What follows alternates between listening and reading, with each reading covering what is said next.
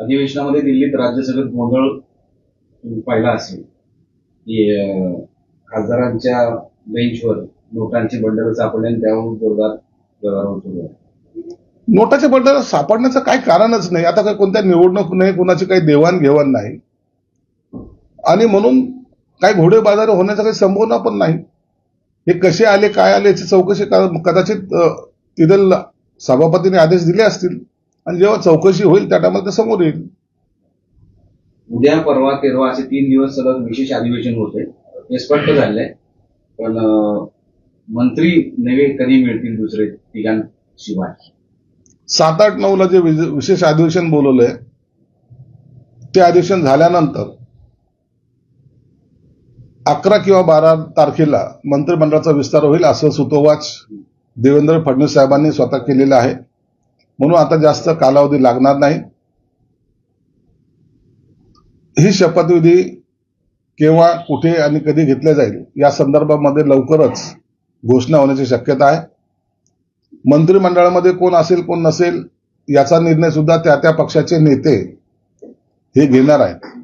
म्हणून कोण या मंत्रिमंडळात असणार आहे हे आपल्याला त्या एक शपथविधीच्या 1 दिवस अगोदर कळेल. पण घवघवीत यश मिळालंय, त्यामुळे इच्छुक पण घवघवीत आहे. म्हणजे मोठ्या संख्येने आहे. याला डावललं तर तो नाराज, त्याला डावललं तर हा नाराज.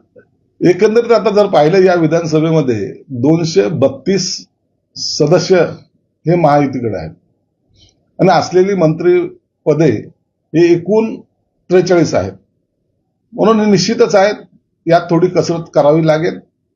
अनेक जण सिनियर आमदार आहेत, अनेकांचा अनुभव आहे.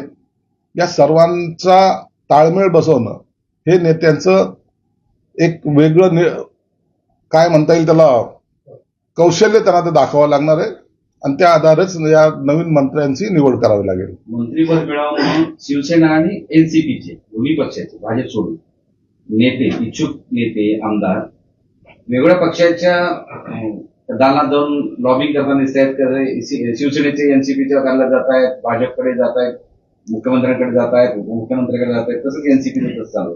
तुम्ही हा गैरसमज करूच नका. शिवसेनेचा आमदार जर भाजपच्या नेत्यांना भेटायला गेला किंवा एनसीपीचा आमदार शिवसेनेच्या नेत्याला भेटायला गेला तर त्याची मंत्रिमंडळात वर्णी लागते असा कोणताही भाग नाही. ज्या ज्या पक्षाचा जो नेता असेल, मग देवेंद्र फडणवीस असतील, एकनाथ शिंदे साहेब असतील, अजितदादा असतील, हे त्या त्या पक्षाचा कोणता आमदाराला मंत्रिपदाचा हा अधिकार त्यांचा स्वतंत्र आहे.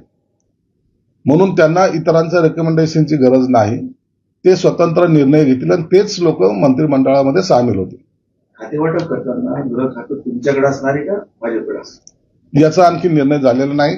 हे वरिष्ठ नेते बसून यावर निर्णय घेतील. मंत्र्यांचा फॉर्म्युला काय ठरला का? कोणत्या पक्षाला किती? नाही, या फॉर्म्युल्याबद्दलचं आताही चर्चा झालेली नाही. हे वरिष्ठ नेते 1-2 दिवसामध्ये चर्चा करून याच्यावर निर्णय घेतील. मराठवाड्यात किती मंत्री मिळतील? हे सर्व निर्णय हा 2 दिवसात होईल. जरांगे पाटलांनी 5 तारखेपर्यंत अल्टिमेटम दिलाय. आरक्षणाचा प्रश्न जो आहे तो मार्गी काढावा असं त्यांनी सांगितलं. ठीक आहे, त्यांनी काही सांगितलंय सरकार त्याची निश्चित दखल घेईल. योग्य ती चर्चा सुद्धा सरकार त्यांच्या बरोबर करेल असं एकंदरीत आहे. सरकार स्थापनेनंतर अधिवेशनाला असलेलं महत्व, हे अधिवेशन संपल्यानंतर कदाचित सर्वच लोकांची एकदा स्वतंत्रपणे बैठक बोलवण्याचा सुद्धा सरकार प्रयत्न करेल. आकड्यानुसार भाजप देवेंद्र फडणवीस यांनी पत्रकार परिषदेमध्ये बोलून दाखवला, जो नदी जोड प्रकल्पाचा आहे, जो महाराष्ट्रासाठी अत्यंत महत्त्वाचा. किती सरकार सिरियस होतं, कारण वॉटर ग्रीड मागच्या तुमच्या कार्यकाळात पूर्ण होऊ शकलं नाही, त्यासाठी फंड वगैरे आला, तयारी सुरू.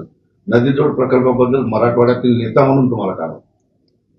नदी जोड प्रकल्प हा मराठवाड्यासाठी अत्यंत महत्वाचा प्रकल्प आहे.